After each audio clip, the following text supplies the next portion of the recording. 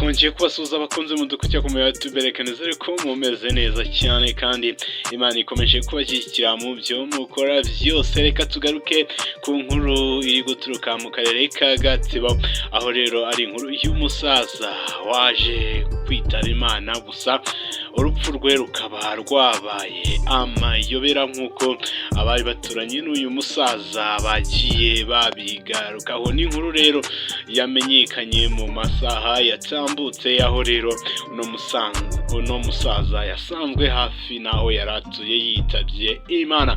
Amakuru avuga ko uno musaza yitwa Twahirwa, yavutse mu 1959, aho rero yari amaze igihe aba wenyine muri kariya karere ka Gatsibo nk'uko amakuru agenda abigarukaho. Reka tugaruke kuri ino nkuru nk'uko amubizi, tugenda tugaruka ku makuru kugenda avugwa hirya no hino, aho tugenda tugaruka ku makuru aba yaramutse agenda agaruka ku mibereho ndetse nuko igihugu cyaramutse.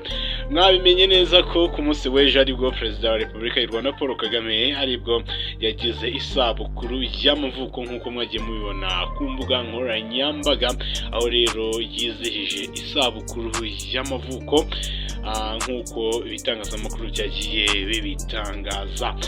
Ahubwo ntabwo turi butinde kuri no nkuru ya nyakubahwa Perezida wa Repubulika y'u Rwanda Paul Kagame wagize isabukuru nziza, isabukuru y'amavuko, ahubwo tugarukiye kuri uno musaza wari umaze igihe atuye mu karere ka Gatsibo, aho rero yasanzwe hafi naho yaratuye yitabye Imana. Amakuru avuga ko uno musaza yaragiye mbere y'uko yitaba Imana yagaragaye ajya kwishyuza amafaranga, hanyuma rero aza kuba yashiramo umwuka.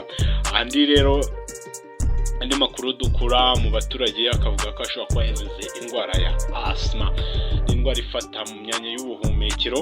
Aho rero amakuru akagenda agaruka avuga ko Twahirwa n'umusaza witwa Twahirwa rero yamaze kwitaba Imana azize indwara ya asima. Gusa biracyari urujijo, n'umusaza mu byangombwa bamusanganye bakaba ibyangombwa bivuga ko ashobora kuba aturuka mu karere ka Gicumbi mu murenge wa Giti, aho rero yarahavuye akaza kuba mu karere ka Gatsibo, akaba yarayibanaga, nta muntu yabanaga nawe nk'uko amakuru abaturage bagiye batanga yagiye bigarukaho. Mukomeze mugire ibihe byiza, Imana ikomeze ibashyigikiye mu byo mukora byose.